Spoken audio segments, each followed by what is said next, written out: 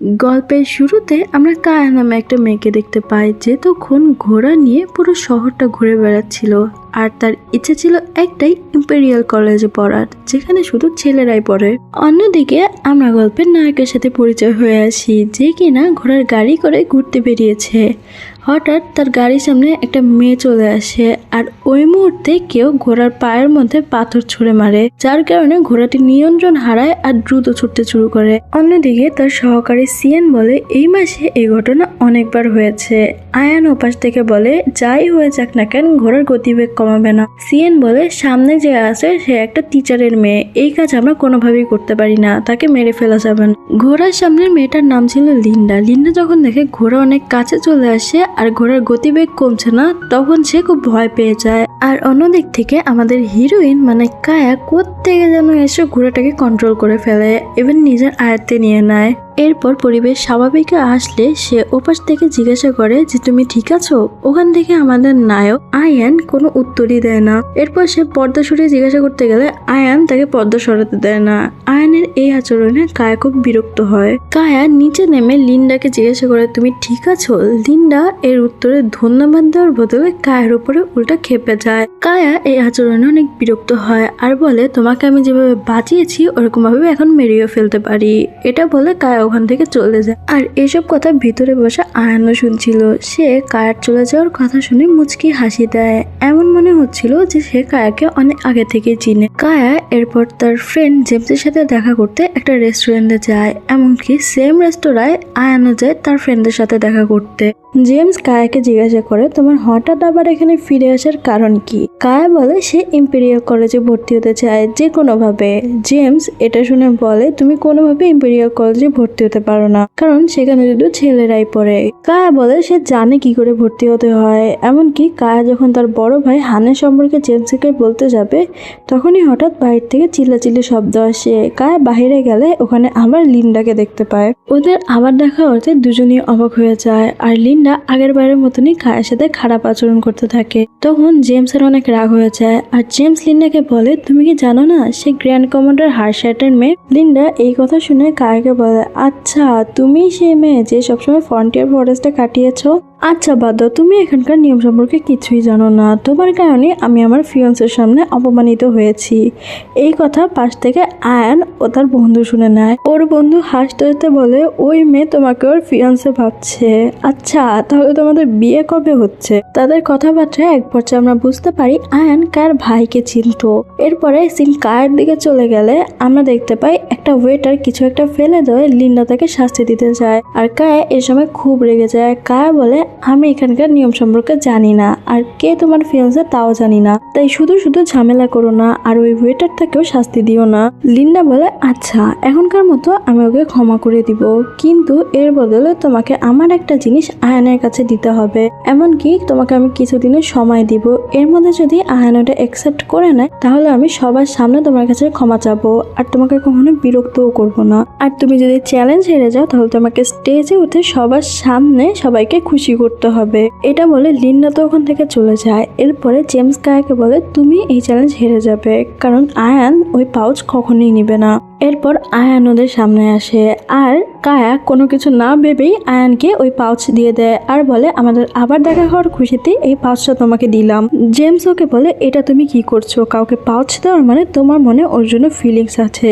কায়া এই কথা শুনে খুব লজ্জা পেয়ে যায় আর বলে এটা মোটেও না। কায়া পুরো চেষ্টা করার পরেও আয়ান তার পাউচটি নেয় না। এর কিছুক্ষণ পরে কায়া বাসায় চলে আসে, আর এরপর ওর বাবাকে অনেক ডিস্টার্ব করতে থাকে, এত বিরক্ত করে আর বলে যে ইম্পেরিয়াল কলেজে হেডের সাথে কথা বলতে। কায়া পারমিশন তো পেয়ে যায়, কিন্তু এরপর যখন নোটিশ ইম্পেরিয়াল কলেজের ডেপুটি চিফ মানে আয়ানের কাছে যায়, তখন সব টিচাররাই অবাক হয়ে যায় আর এই নোটিশকে অস্বীকার করতে চায়। কিন্তু আমাদের নায়ক মানে আয়ান আবার কায়ার পক্ষে থাকে। মানে সে চায় এখানে কোনো মেয়ে এসে পড়ুক। সে বলে যে এখানে কোনো মেয়ে বলে অসুবিধা কি আছে। এরপরে সব টিচাররা মিলে সিদ্ধান্ত নেয় যে কায়া যদি ইম্পেরিয়াল কলেজে ভর্তি হতে চায় সো তাকে 3টা পরীক্ষা দিতে হবে। আর এরপরে আমাদের আয়ানেরও কিছু করার থাকে না, সেও রাজি হয়ে যায় পরীক্ষা নেওয়ার জন্য। যখন কায়াকে এই কথা বলা হয় যে ইম্পেরিয়াল কলেজে ভর্তি হতে গেলে তাকে পরীক্ষা দিতে হবে, কায়ার খুব রাগ হয়। এরপরে সে ভাবে সে কি করবে। তখন জেমস হঠাৎ করে বলে সেও ইম্পেরিয়াল কলেজে পড়ে আর সে সব রকম হেল্প করবে কায়াকে ইম্পেরিয়াল কলেজে ভর্তি হওয়ার জন্য। কায়াকে সে ওইসব প্রশ্নগুলো দেয় যেগুলো পরীক্ষাতে আসতে পারে। এরপর কায়া কঠোর পরিশ্রম করে আর সে প্রথম পরীক্ষাতে উত্তীর্ণ হয়ে যায়। আর লাস্ট আরেকটা পরীক্ষা ছিল যেটা নিবে স্বয়ং আয়ান নিজে। এরপর কায়া ইম্পেরিয়াল কলেজে যায় আর ওখানে গিয়ে আয়ানকে দেখে তো সে পুরো অবাক হয়ে যায়। সে ভাবে আয়ান হয়তো এখানেরই কোনো একটা স্টুডেন্ট। সে আয়ানকে জিজ্ঞাসা করলে সে জানতে পারে যে আয়ান এখানকারই ডেপুটি চিফ। তখন কায়া বলে এখন আমি সবকিছু বুঝতে পারছি, আপনি আমার পাউচ নিতে অস্বীকার করেছেন আর আপনি আমার পরীক্ষাগুলো নিচ্ছেন যাতে আমি আমার পরীক্ষাগুলোতে উত্তীর্ণ না হতে পারি। কায়া বলে যে আমি সবগুলো পরীক্ষা দিব আর ইম্পেরিয়াল কলেজে ভর্তিও হব। এরপর কায়ার পরীক্ষা হয় আর সে পাশও করে যায়। এই খবর যখন ছড়ায় তখন পুরো ইম্পেরিয়াল কলেজ অবাক হয়ে যায় যে এখন তাদের কলেজে একটা মেয়ে পড়বে। কিন্তু এরপরেও পুরো কলেজ কায়াকে প্রথম দিন খুব সুন্দরভাবে ওয়েলকাম করে। আর প্রথম দিন গিয়ে কায়া আবারও ট্রাই করে ওই পাউচটা আয়ানকে দেওয়ার জন্য, কিন্তু আয়ান ওইটা নিয়ে ওর সহকারীকে দিয়ে দেয়। একটু পরে ক্লাসের মধ্যে জেমস আসে আর জেমস আসার পর একটা স্টুডেন্টটাকে জিজ্ঞাসা করে তুমি এই সেক্টরে কি করো আর তুমি তো অনেক ব্রিলিয়ান্ট, তুমি কি সেক্টর চেঞ্জ করেছো? জেমস বলে হ্যাঁ, আর এখন থেকে আমি তোমাদের সাথেই পড়বো। একটু পরে আরেকটা স্টুডেন্ট এসে তাকে বলে যে ডেপুটি চিফ তাকে ডেকেছে। সে আয়ানের সাথে দেখা করতে গেলে আয়ান তাকে বলে তুমি সেক্টর কেন চেঞ্জ করেছো?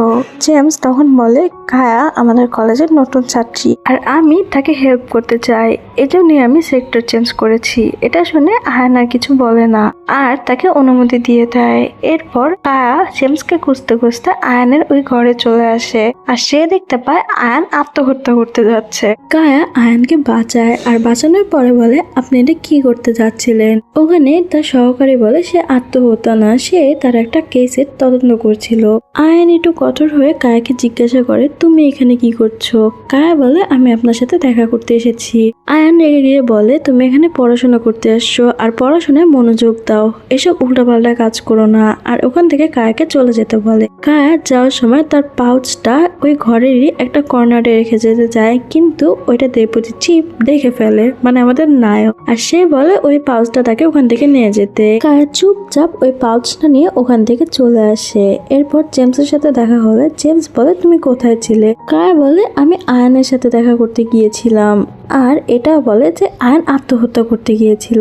কায়ের এই কথাটা পাশ থেকে একটা স্টুডেন্ট শুনে ফেলে আর ও এই কথা পুরো স্কুলে চড়ায় আর এই কথা আয়ানের কানেও চলে যায়। আয়ান এই কথা শুনে খুব রেগে যায় আর এরপরে সে কায়াকে ডেকে পাঠায়। সে কায়াকে ডেকে খুব ঝাড় দেয় আর এরপরে বলে তুমি কি চাও আসলে? তুমি আমার পেছনে কেন লেগে রইছো? পড়াশোনা করতে এসে পড়াশোনা করো। কায়া বলে আমি এইটুকুই চাই যে আপনি আমার পাউচটা নিয়ে নেন আর এরপর থেকে আমি পড়াশোনায় মনোযোগ দিব।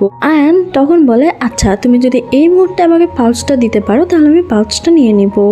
কায়া যখন তার পাউচটা বের করতে চায় সে দেখে পাউচটার আশেপাশে নেই। আসলে তো ফ্ল্যাশব্যাকে অন্য কিছু হয়েছিল। আমাদের নায়ক মানে আয়ান তার কর্মচারীকে দিয়ে আগেই কায়ার ওই পাউচটা চুরি করিয়ে এনেছিল।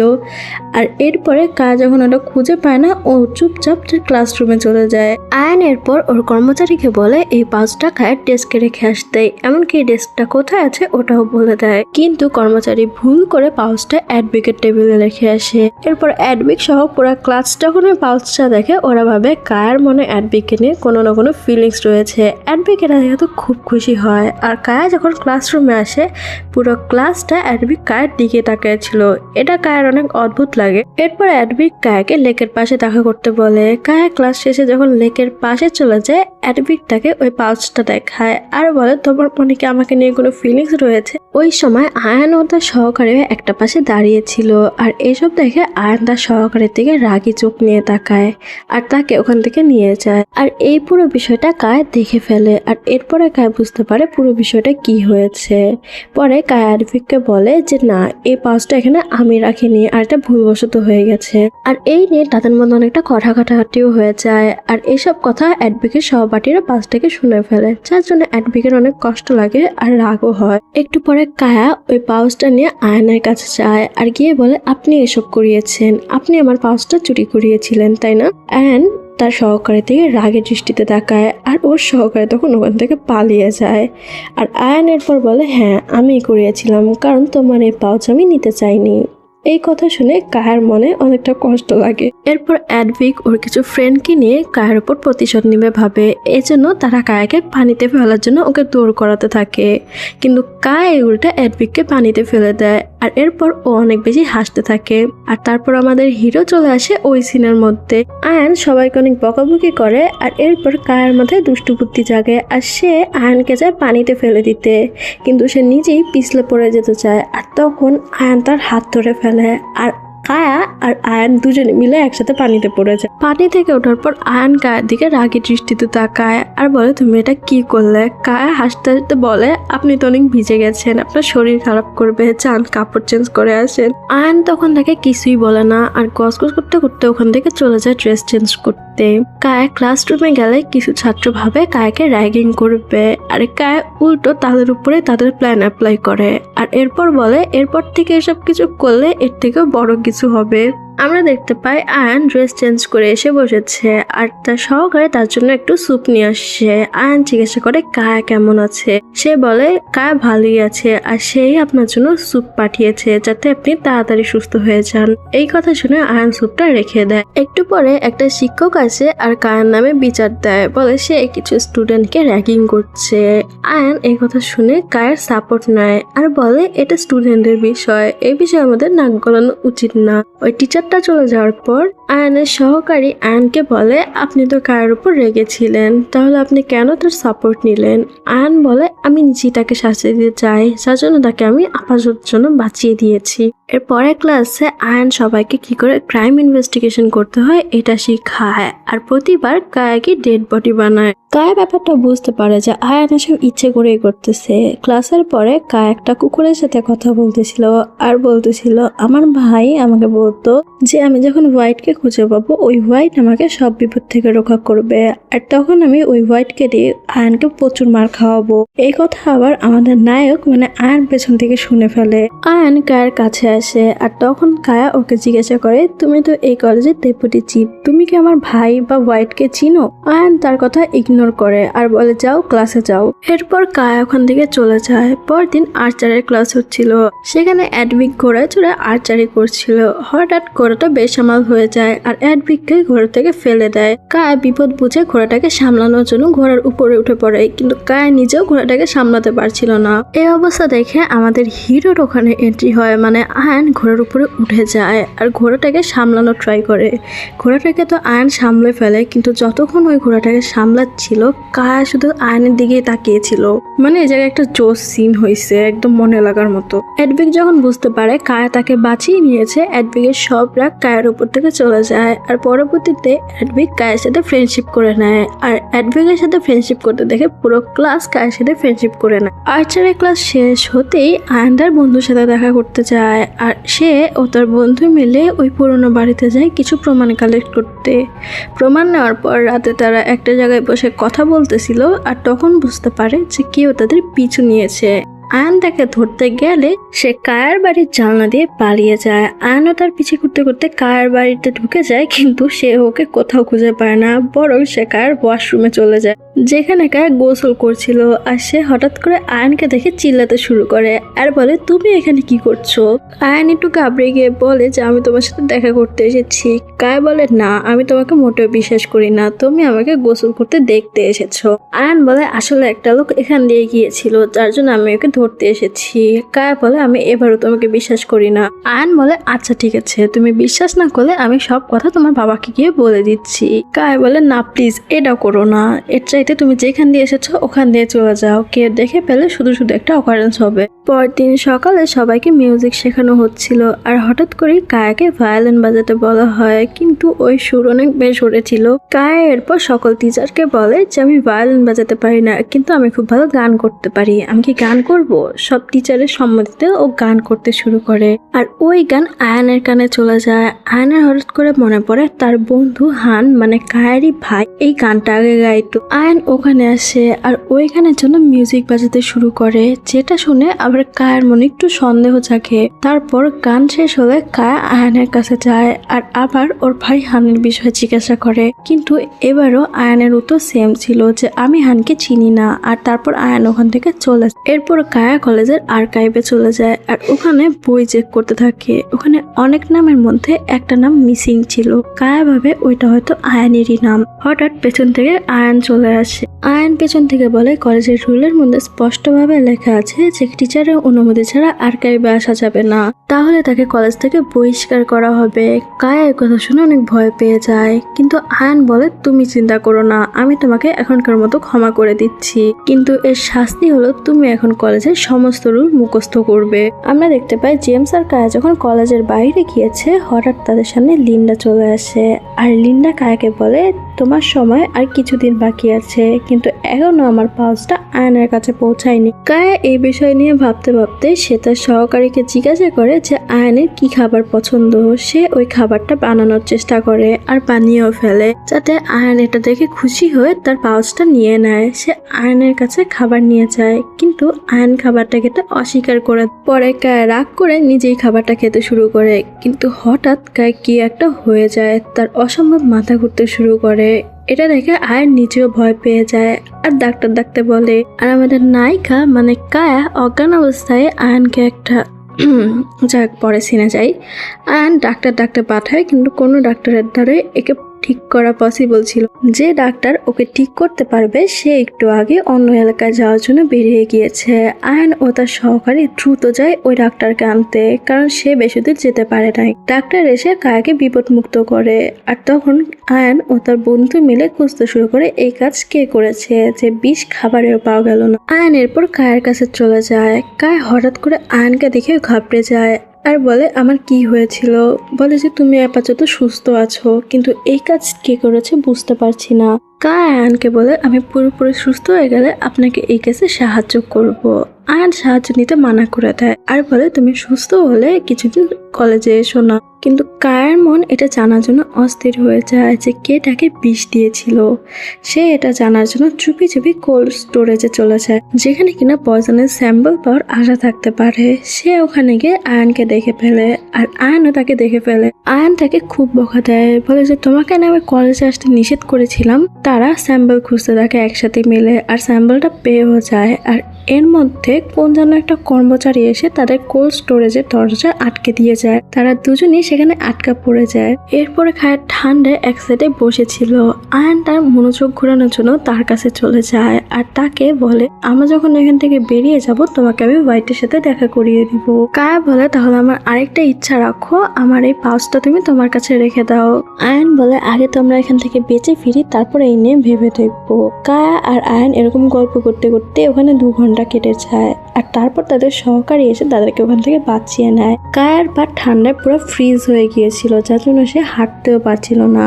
আয়ান তাকে কোলে তুলে ওখান থেকে নিয়ে আসে। বিউটিফুল সিন ছিল। জেমস কায়ের সাথে দেখা করতে কায়ের বাড়িতে যায়, কিন্তু ওখানে কায়াকে না পেয়ে সে বুঝতে পারে কায়া কোথায় যেতে পারে। সে কায়াকে খুঁজতে খুঁজতে কলেজে চলে আসে আর ওখানে কায়াকে এই অবস্থায় দেখে সে বাড়ি নিয়ে আসে। কায়া যখন বাড়ি এসে ঘুমায়, ঘুমের মধ্যে সে আয়নের সাথে করা ওই স্বপ্নটা দেখে। সে ভাবে সে এই স্বপ্ন কেন দেখলো।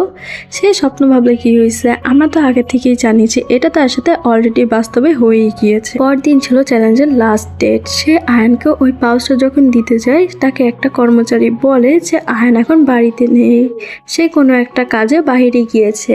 কায়ের আশা প্লাস চ্যালেঞ্জ দুইটাই হেরে যায়। এরপর কায়া সবাইকে বিনোদন দিতে মঞ্চে চলে যায়, কিন্তু তার বাদ্যযন্ত্র বাজানোর স্কিল খুবই বাজে ছিল, যেটা দেখে আয়নের একটু বিরক্ত লাগে। আর সবার হাসি শুনে কায়ার মন আরো ভেঙে যায়, যেটা দেখে আয়ন স্টেজে চলে আসে।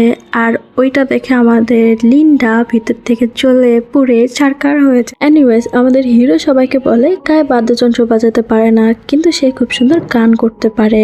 কায়া গান করতে শুরু করে আর পেছনে আমাদের হিরো বাদ্যযন্ত্র বাজাতে শুরু করে। ওর গান আর আমাদের হিরোর বাদ্যযন্ত্র দুটা মিক্স হয়ে পুরো পরিবেশে একটা প্রাণ ফিরিয়ে দেয় আর সবার প্রতিক্রিয়া চেঞ্জ হয়ে সবাই ক্ল্যাপ করতে শুরু করে। এরপর শো শেষ করে কায়া নিচে গেলে তার জেমসের সাথে দেখা হয় আর জেমস তাকে বলে তুমি কিন্তু এটা ভেবো না যে চিপ তোমাকে সাহায্য করছে। চিপ শুধু তার হবু স্ত্রীর মন জয় করার চেষ্টা করছিল, যেটা শুনে কায়া একটু অবাক হয়। আর সে যখন আয়নের দিকে তাকায় সে দেখতে পায় আয়নের সামনে একটা অপরিচিত মেয়ে যার নাম ছিল রাহা। জেমস বলে উনি চিপের হবু স্ত্রী রাহা। এর মধ্যে দিয়ে আমরা দেখতে পাই একটা লোক বিষ মাখানো খাবার ভিড়ের মধ্যে সবাইকে খাওয়ানোর চেষ্টা করছে। যাকে ধরতে গেলে সে পালাতে শুরু করে আর হঠাৎ করে কায়াটাকে ধরে ফেলে, কিন্তু লোকটা কায়াকে ছুরি দিয়ে আক্রমণ করে দেয় আর তখন আয়ন কায়াকে বাঁচিয়ে নেয়। একটু পর রাহা এসে জিজ্ঞাসা করে তোমরা ঠিক আছো তো? তারা বলে হ্যাঁ। আর কায়া জানতে পারে যে রাহা কায়ার ভাইকে চিনতো। সে কথায় কথায় রাহাকে জিজ্ঞাসা করে তুমি কি হোয়াইটকে চিনো? আর তখনই আমাদের হিরো মাঝখান দিয়ে চলে আসে আর বলে যে এখন অনেক হয়ে যায়, তুমি বাড়ি গিয়ে বিশ্রাম নাও। আর তারপর ওখান থেকে কায়া চলে যায়। পরের দিন কায়া তার সহকারীর সাথে একটু বাজারে বেরিয়েছিল আর তখন তার আবারও রাহার সাথে দেখা হয়ে যায়। কথায় কথায় তার অনেক কাছাকাছি চলে আসে আর সে আবারও হোয়াইটের বিষয়ে জিজ্ঞাসা করলে রাহা তাকে বলে চলো বাড়ি গিয়ে আরামে কথা বলি। কায়া যখন রাহার বাড়ি যায় সে একটু অবাকই হয়ে যায়। ওখানে সে আয়নকে দেখতে পায় আর আয়নও কিছুক্ষণের জন্য অবাক হয়ে যায় কায়াকে দেখে। সেখানে অবশ্য তাদের অনেক ফ্রেন্ডও ছিল। ওখানে তারা অনেক মজা করে আর কথায় কথায় সে আবার হোয়াইটের কথা তুলে। এর কথায় কথায় কায়া জানতে পারে হোয়াইটকে শুধু দুজন চিনে, আয়ন ও কায়ার ভাই। আর তারপর তারা অনেক মজা করে আর ড্রিঙ্কসও করে। কায়া ওখানে একটু ঢং করে যে সে অনেক বেশি ড্রিঙ্ক করে ফেলেছে, যার জন্য আয়ন তাকে এগিয়ে দিতে চায়। আর এরপরে কায়া মাঝ রাস্তায় কথায় কথায় বের করে ফেলে যে আসলে হোয়াইট আয়ন নিজেই, যেটা শুনে কায়া অনেক রেগে যায়। আর এই সিনের মধ্য দিয়ে এটার ফার্স্ট পার্ট শেষ হয়ে যাচ্ছে। আর তোমাদের জন্য নেক্সট পার্ট অনেক তাড়াতাড়ি নিয়ে আসবো। আর কমেন্ট করে মুভিটা কেমন লাগছে। এছাড়া আমি এখানে অনেক নাম চেঞ্জ করে বলছি।